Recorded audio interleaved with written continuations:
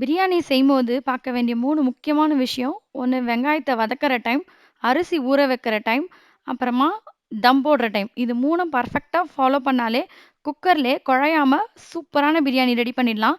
இந்த வீடியோல முட்டை பிரியாணி எப்படி செய்றதுன்னு பார்க்கலாம் வாங்க. Masala spoons. 2 கப் பாசுமதி அரிசி நல்லா கழுவிட்டு 20 நிமிஷம் ஊற வச்சுக்கலாம். 3 வெங்காயம், 3 தக்காளி, ஒரு கை அளவுக்கு கொத்தமல்லி இலை. இது எல்லாத்தையும் நல்லா வெட்டி வச்சுக்கலாம். ஒரு குக்கர்ல 6 டேபிள் ஸ்பூன் எண்ணெய் சேர்த்துட்டு எண்ணெய் சூடானதும் அதில் பட்டை, கிராம்பு, ஏலக்காய், பிரியாணி இலை எல்லாம் சேர்த்துக்கலாம். அது பொரிஞ்சதுக்கப்புறம் 3 வெட்டி வச்ச வெங்காயத்தை அதில் சேர்த்துக்கோங்க. நல்லா வதக்கிக்கோங்க. நல்லா கோல்டன் ப்ரௌன் கலரில் வரணும். பாருங்கள், இந்த கலரில் இருக்கணும். அப்போ தான் பிரியாணி ரொம்ப டேஸ்ட்டாக வரும். இது ஒரு முக்கியமான ஸ்டெப்பு. இப்போ இதில் 3 டேபிள் ஸ்பூன் இஞ்சி பூண்டு விழுது சேர்த்துக்கோங்க. சேர்த்துட்டு ஒரு 30 செகண்ட்க்கு நல்லா அதில் மிக்ஸ் பண்ணி விட்டுடுங்க. இப்போ ஒரு கையளவுக்கு கொத்தமல்லி இலையை சேர்த்துக்கலாம். ஒரு கையளவுக்கு புதினா இலை எல்லாம் சேர்த்துட்டு நல்லா கலந்து விட்டுருங்க. இப்போ இதில் 1 டீஸ்பூன் மிளகாய்த்தூள் சேர்த்துக்கலாம். நாம் செய்கிற பிரியாணி அளவுக்கு இது காரம் கரெக்டாக இருக்கும். இப்போ இதில் 3 வெட்டி வச்ச தக்காளியும் சேர்த்துக்கோங்க. இப்போ நல்லா கிளறி விட்டுருங்க. இதில் 2 டேபிள் ஸ்பூன் தயிர் சேர்த்துக்கலாம். சேர்த்துட்டு அந்த தயிர், தக்காளி எல்லாம் நல்லா மிக்ஸ் ஆகிற அளவுக்கு ஃபுல்லாக கலந்து விட்டுட்டு தேவையான அளவுக்கு உப்பு சேர்த்துக்கோங்க. சேர்த்துட்டு அந்த தக்காளி எல்லாம் நல்லா குழையிற அளவுக்கு இது வதங்கணும். அந்த மசாலா அப்போ தான் உங்களுக்கு நல்ல டேஸ்ட் கொடுக்கும். இப்போ 3 கப் தண்ணி சேர்த்துக்கோங்க. இதில் 1 கப் அரிசிக்கு 1.5 கப் தண்ணி, இதுதான் கரெக்டான அளவு.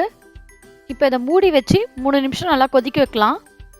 பாருங்கள், இப்போ மசாலா சூப்பராக கொதிக்க ஆரம்பிச்சிடுச்சு. இப்போ இதில் ஊற வச்ச அரிசியை தண்ணி வடிகட்டிட்டு சேர்த்துக்கலாம்.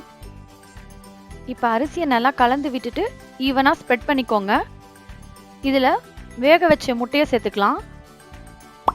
இப்போ குக்கரை மூடி வச்சு ஹை ஃப்ளேமில் வச்சு ஸ்டீம் வர வரைக்கும் வெயிட் பண்ணுவோம். பாருங்கள், இந்த ஸ்டீம் நல்லா தெரியுதா, அந்த ஆவி வர்றது. இந்த டைமில் மேலே விசில் போட்டுட்டு ஃப்ளேமை லோ ஹீட்டுக்கு வச்சுருங்க. 10 மினிட்ஸ்க்கு இது லோ ஃப்ளேம்லேயே இருக்கணும்.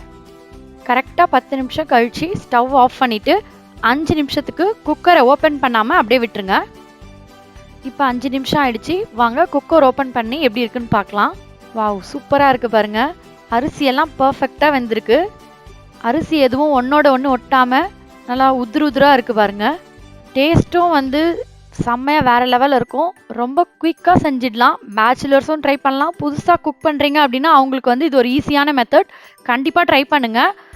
ட்ரை பண்ணிவிட்டு எப்படி இருந்ததுன்னு கமெண்ட் பண்ணுங்கள். மறக்காமல் இந்த சேனலுக்கு சப்ஸ்கிரைப் பண்ணிக்கோங்க. பக்கத்தில் இருக்க பெல் பட்டனையும் கிளிக் பண்ணிக்கோங்க. அப்போ தான் நாங்கள் போடுற வீடியோஸோட நோட்டிஃபிகேஷன் உடனுக்குடன் உங்களுக்கு வரும்.